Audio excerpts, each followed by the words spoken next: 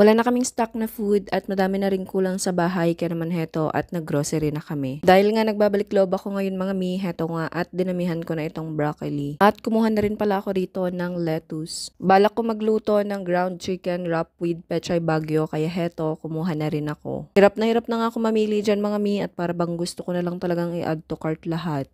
Char. Pero mabilis lang din naman ito masira at masasayang lang din kaya isa na lang ang ating bibilhin. Gusto ko nga itry yung overnight oats kaya naman kumuha ako ng whole rolled oats and kukuha rin ako dito ng milk. Para less ang guilt, less ang calorie at mas healthy itong almond milk ang ating bibilhin. Pinag-compare ko nga rin yung nutrition facts ng unsweetened and original pero sa huli yung original yung aking pinili. Bukod nga sa nutrition facts, pinagkumpara ko nga rin yung presyo. Medyo pricey siya compared to other milks pero ipikit mata na lang natin. Kailangan din ng yogurt kaya lang ay hindi available yung hinahanap ko kaya naman ito na lang ang ating bibilhin.